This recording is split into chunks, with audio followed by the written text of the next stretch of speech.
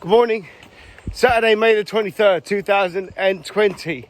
And seeing as though we're tailing off this week on Mental Health Awareness Week here in the UK, I thought I'd separate one of those words in that title and kind of deliver it in a more personal development manner. The word is awareness, and how aware are you of yourself? And there's a lot of downfalls, a lot of mistakes that I've personally made in regards to awareness. I feel that I was not aware of myself when I should have been aware of myself for my own personal development.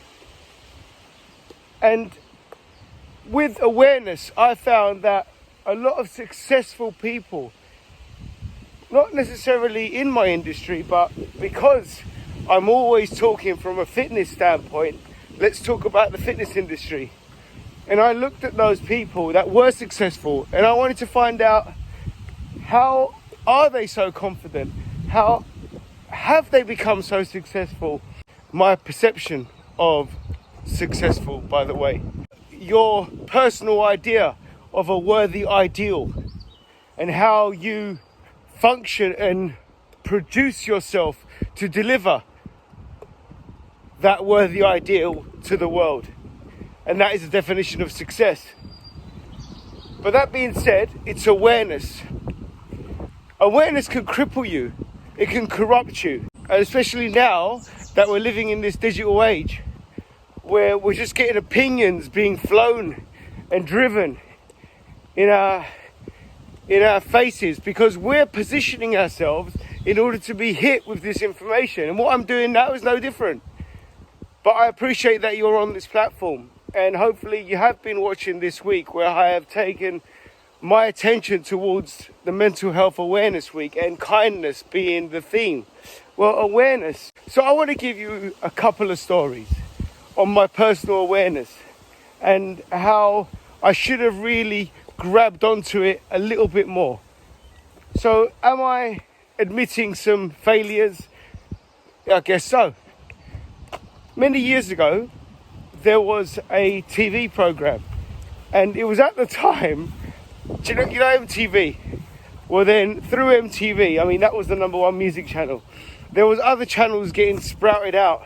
So there was the box, and I don't know if anyone remembers the box and how you used to get videos on the box, but you used to have to call up, and then you or text, I can't really remember, you'd request the song that you wanted, and then you'd wait for it to come on. But in its early days, it was hardly any songs coming on. We was real first adopters when it came to that. So we would like put our request in, and because we was like one of the few, it would come up straight away, so we'd see our video.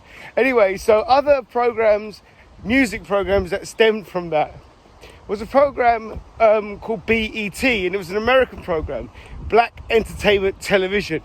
And they had many guests on there that was relevant to my culture at that time. Now, my culture at that time, I was very much into some hip-hop rap. And they had one particular episode, they had this band, this group called Onyx on it. And Onyx, their lead singer was a guy called Sticky Fingers, if I'm not mistaken.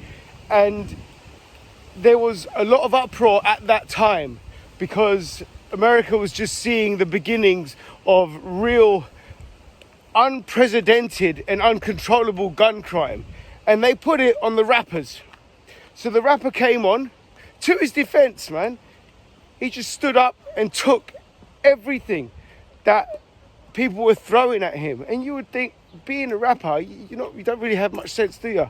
But wow, he's such a clever dude. And from that moment there, changed my perception of rappers. And then you look about their lyrics and how poetry flows, and what kind of magnificent, wonderful, artistic and creative mind does it take to actually write a hip-hop rap song. Amazing. Anyway, so he was there, and they were talking about the gun crime and how in the car itself, when the shooting happened, because it was one particular incident, there was there was some serious hip-hop music. So it was actually an album by Tupac. And what Sticky Fingers was saying, listen, you got a gun, right? Well, the gun ain't gonna do nothing. The gun's just there. It's the person that pulls the trigger. That's what's gonna make the gun go off. So you're always gonna have something in life that other people are not gonna agree with, but some people in life require.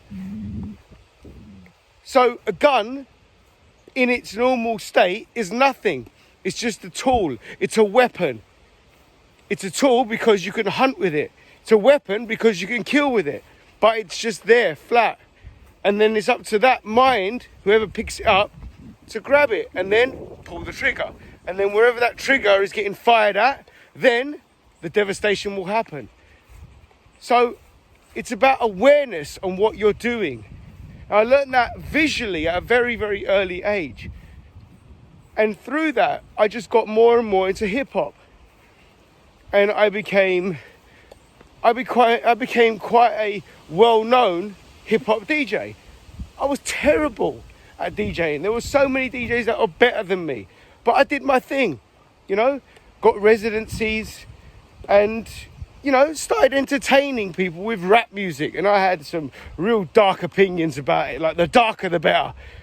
The more compelling and controversial lyrics, the better.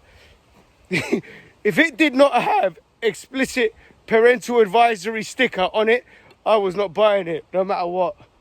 It just, that was the gold standard. That was the reason why you would purchase something. So moving on from that, I started getting involved in training, like physical training. And then I had to be aware of what I was eating, so I'm fast tracking. Because I was a very, very unhealthy person.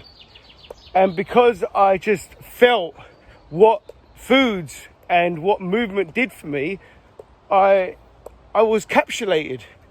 I said, people have got to know about this. People have got to know about this. But before people know about this, they got to know my story. Where do I come from? Well, really, really unhealthy. Smoker, bad. Not necessarily a drinker, but if you can imagine going to the cafe each morning and ordering, you know, an English breakfast twice with a cup of tea, with 2 sugars, with 2 B&H's. You know, that's the lifestyle that I used to live. But then I found myself, no, something's got to change here, because I feel much better when I put different products in me and I perform in different ways. So then I crafted through, and I developed my physique in a way that I can actually expose it on stage. So I was there as a drug-free bodybuilder. And if you've been following me from before, you know that I wasn't getting anywhere, but I've won a few titles.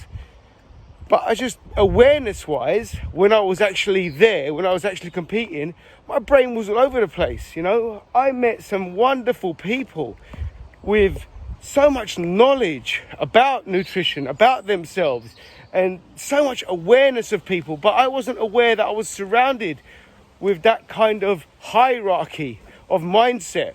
Because when you get to competitions, you got very low levels of everything, and you just want to get out of there. It's quite a paradox, because you work one whole year to get onto the stage for 5 whole minutes, and then the only thing that you want to do is get it over and done with. It's quite messed up. Anyway, so from that was story number 2 of awareness, on how I could have been a bit more aware about the environment that I was surrounded in, and how precious that the minds that were around me were, you know, and forging great relationships. Don't get me wrong, I have, but not to the degree that I would have really liked to get me forward. I think by tapping into a lot of those people's mindsets, I have now the awareness that could really propel me to absolute greatness within this industry. The third story was becoming a nutritional practitioner, becoming a nutritional coach. And I found myself not only being involved in different studies and getting myself into the books more, learning about systems and like the endocrine system, epigenetics, DNA, just getting real deep. And I used to visit seminars, like actual real seminars that were filled with high level doctorate kind of mindsets, therapists, practitioners, all in one room. And I would be sitting there like as some personal trainer thinking, what am I doing here? I've got no rights in being here. And that's why I was there, to create and get the awareness. But at the time, just was not aware of what I was doing. I was developing on a real high level. And I think all of that, like if you could grab all of that, and much like the mantra that I live by from Bruce Lee, which is adapt what is useful, reject what is useless, and add what is specifically your own. That is what it's all about ultimately. So I guess that's what I've been doing for many years, mastering my craft. I just feel that awareness-wise, not that it's too late, but it's late. But I'm here to rectify it, obviously. And that's why I'm here on this digital platform. Trying to reach out. I'm trying to connect. And then it returns back to the mental health state that we're all in. We need connection. We live in a world where connection is vital, an absolute must for progression. Because we're tribal, because we move forward as tribe. We're social animals, that's what we are. But right now we're social distancing. But I think that with this model that we got in front of us here, we can be connected more than ever. And then when the times are right, in order for us to connect on land, to meet, to merge, then that time will be ever so much more thankful because we've had awareness of what it feels like when we don't have it.